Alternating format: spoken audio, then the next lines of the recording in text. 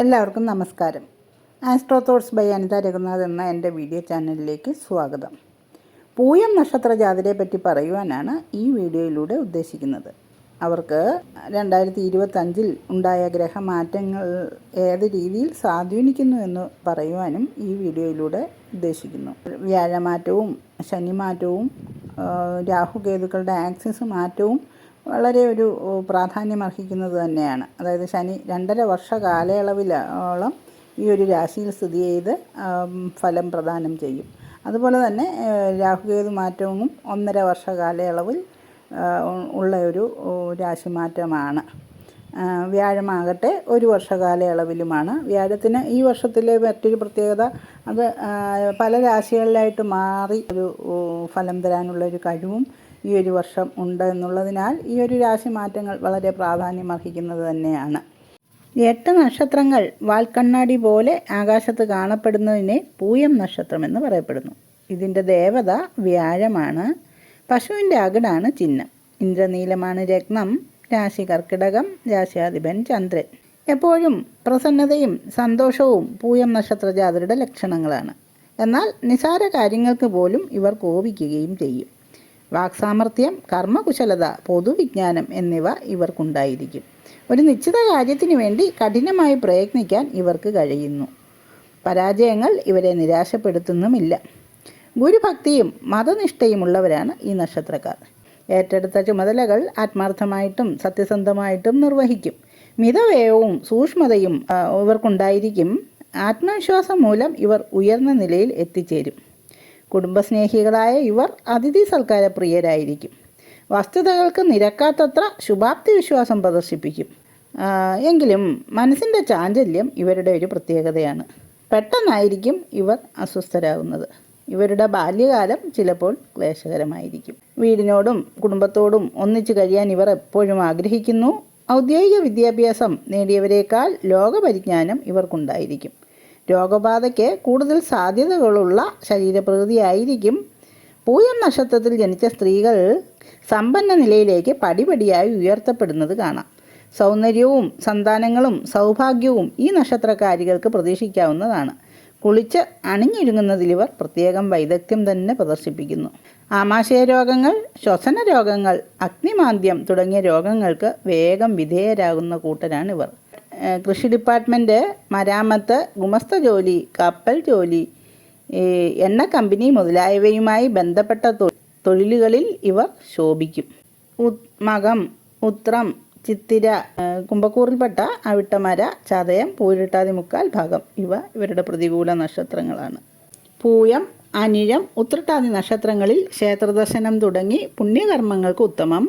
ശനിയെ പ്രീതിപ്പെടുത്തുന്ന കർമ്മങ്ങൾ ഇവർ നിത്യവും അനുഷ്ഠിക്കുന്നത് നന്നായിരിക്കും. പൂയവും ശനിയാഴ്ചയും ഒത്തുചേരുന്ന ദിവസങ്ങളിൽ സവിശേഷ പ്രാധാന്യത്തോടെ പരിഹാര കർമ്മങ്ങൾ അനുഷ്ഠിക്കുക. ഈ ദിവസം ശനീശ്വര പൂജ, ശാസ്താക്ഷേത്ര ദർശനം, വ്രതാനുഷ്ഠാനം എന്നിവയ്ക്ക് ഉത്തമം. രാശാധിപനായ ചന്ദ്രനെ പ്രീതിപ്പെടുത്തുന്ന കർമ്മങ്ങളും ഇവർ അനുഷ്ഠിക്കേണ്ടതുണ്ട്. പൗർണമി നാൾ തോറും, പ്രത്യേകിച്ച് മകരത്തിലെ പൗർണമിയിൽ ദുർഗാപൂജ നടത്തുന്നത് ഐശ്വര്യപ്രദമായിരിക്കും.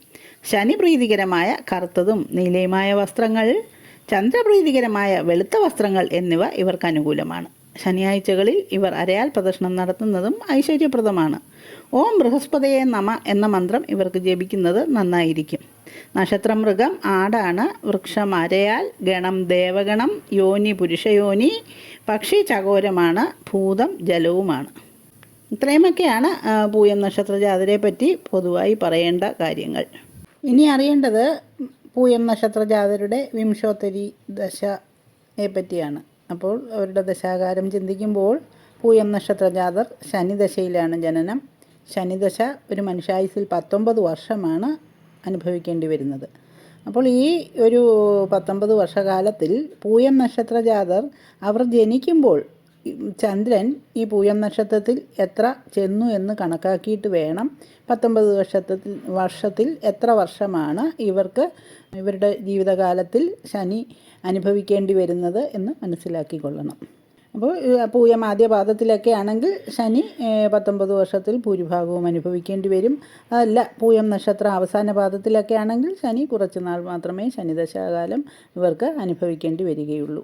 അപ്പോൾ ഈ ശനിദശാകാലത്ത് അവർക്ക് ശനി ഏത് ഭാവത്തിലാണോ ഏത് രാശിയിലാണ് സ്ഥിതി ചെയ്യുന്നതെന്നൊക്കെ മനസ്സിലാക്കിയിട്ട് ശനി അനുകൂലമാണോ പ്രതികൂലമാണോ എന്നൊക്കെ മനസ്സിലാക്കിയിട്ട് ശനീശ്വര ഭഗവാനെ പ്രീതിപ്പെടുത്തുവാനുള്ള ശാസ്താക്ഷേത്രങ്ങളിൽ ദർശനം നടത്തുകയും പരിപാടികളൊക്കെ നടത്തിക്കൊള്ളുകയും ചെയ്യേണ്ടതാണ്. കാരണം ഇവരുടെ ബാല്യകാലമായതിനാൽ ഇവരുടെ ശനിദശ കൊണ്ടുള്ള ഒരു ഗുണഫലങ്ങളും മോശഫലങ്ങളാണെങ്കിൽ അവയും ഒക്കെ കിട്ടുന്നത് അവരുടെ മാതാപിതാക്കൾക്കാണ്. അപ്പോൾ കുടുംബത്തെ തന്നെ അത് ബാധിക്കുന്നു എന്ന് മനസ്സിലാക്കണം.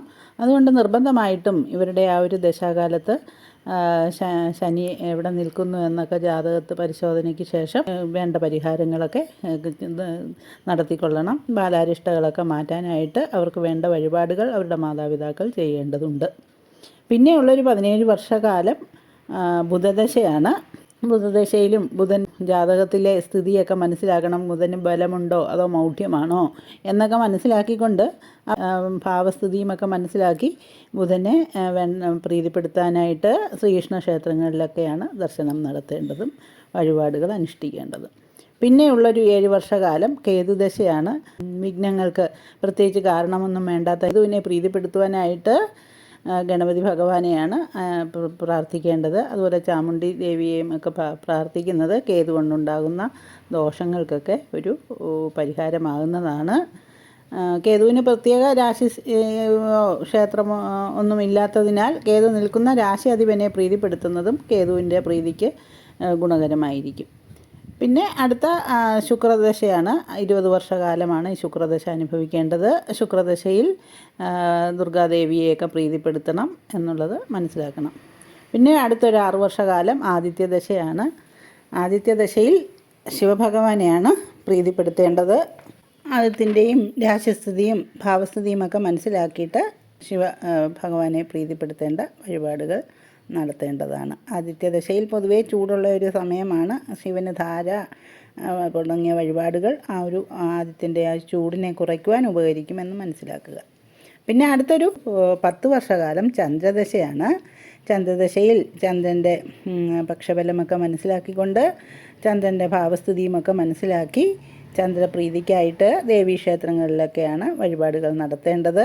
ദുർഗാദേവിയോ പക്ഷബലമുള്ള ചന്ദ്രനാണെങ്കിൽ ദുർഗാക്ഷേത്രങ്ങളിലും, ഇനി പക്ഷബലമില്ലാത്ത ചന്ദ്രനാണെങ്കിൽ ഭദ്രകാളി ദേവിയെയുമാണ് പ്രീതിപ്പെടുത്തേണ്ടത്. പിന്നെയുള്ളൊരു 7 വർഷകാലം കുജദശയാണ്.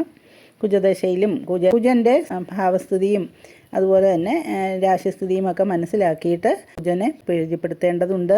അപ്പോൾ കുജപ്രീതിക്കായിട്ട് ദുർഗാക്ഷേത്രങ്ങളിലും ദേവീക്ഷേത്രങ്ങളിലും അതുപോലെ തന്നെ ഓജരാശി സ്ഥിതിയിലാണ് ഉള്ളതെങ്കിൽ സുബ്രഹ്മണ്യ ക്ഷേത്രങ്ങളിലുമാണ് വഴിപാടുകൾ നടത്തേണ്ടത്. യുഗ്മരാശിസ്ഥിതിയാണെങ്കിൽ ദേവീക്ഷേത്രങ്ങളിൽ ആണ് വഴിപാട് നടത്തേണ്ടത്. പിന്നെയുള്ളൊരു 18 വർഷകാലം രാഹുവാണ്. രാഹുദശയിൽ കാര്യങ്ങൾക്കൊക്കെ വെല്ലെപ്പൊക്കായിരിക്കും. രാഹുവിൻ്റെ സ്ഥിതിയും ജാതകത്തിലെ മനസ്സിലാക്കിക്കൊണ്ട് രാഹുവിനെയും പ്രീതിപ്പെടുത്തേണ്ടതുണ്ട്.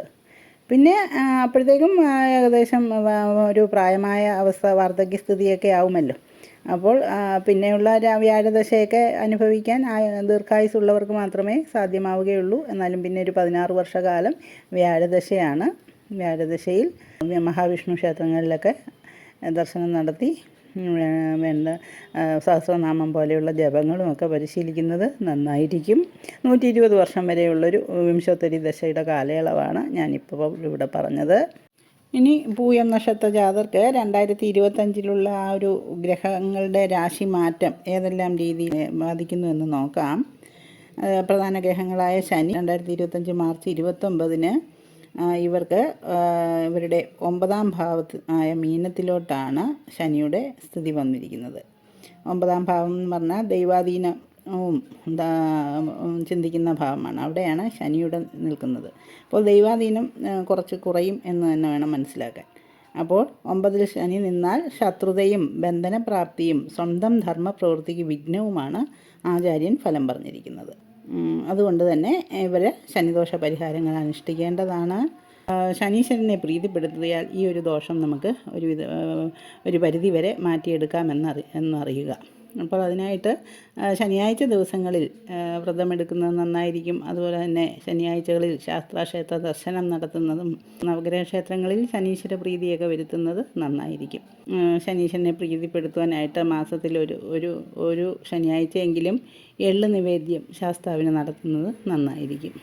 പിന്നെ ശനിയാഴ്ച ദിവസങ്ങളിൽ സൽപ്രവൃത്തികൾ ചെയ്യുക, അഗതികൾക്ക് അന്നദാനം, ഇതൊക്കെയാണ് ശനിയെ പ്രീതിപ്പെടുത്തുവാനുള്ള മാർഗ്ഗങ്ങൾ.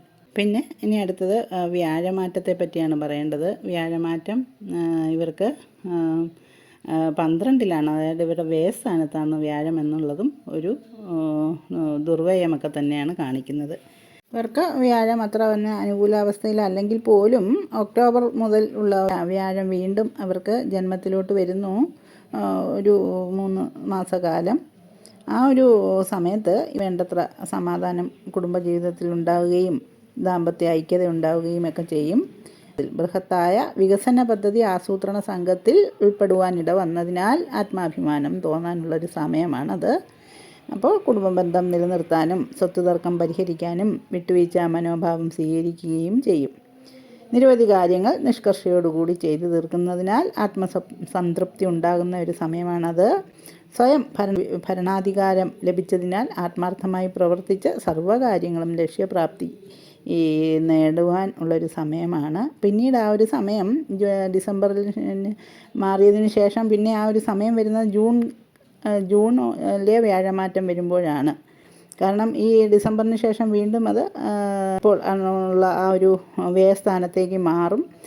പിടിച്ചു കയറിയ ആ ഒരു രംഗത്ത് സമാധാനത്തോട് അനാവശ്യമായ ആദികളൊക്കെ ഒഴിവാക്കി ദുസംശയങ്ങളുമൊക്കെ ഒഴിവാക്കി നിന്ന് പോയാൽ അവരുടെ ആ ഒരു പിന്നെ ഉണ്ടാകുന്ന ഒരു 6 മാസക്കാലം സമാധാനത്തോടെയൊക്കെ നിന്നാൽ വീണ്ടും വരുന്ന ആ ജൂണിൽ വരുന്ന ആ ഒരു വ്യാഴത്തിൻ്റെ രാശിമാറ്റം ഇവർക്ക് ആശ്വാസകരമാകുമെന്നറിയണം. അതുകൊണ്ട് തന്നെ ആ ഒരു സമയം, ആ ഒരു വ്യാഴമാറ്റ സമയം സമ്മാന പദ്ധതികളിലും നറുക്കെടുപ്പിലുമൊക്കെ വിജയിക്കാനുള്ളൊരു സമയം കൂടിയാണ്.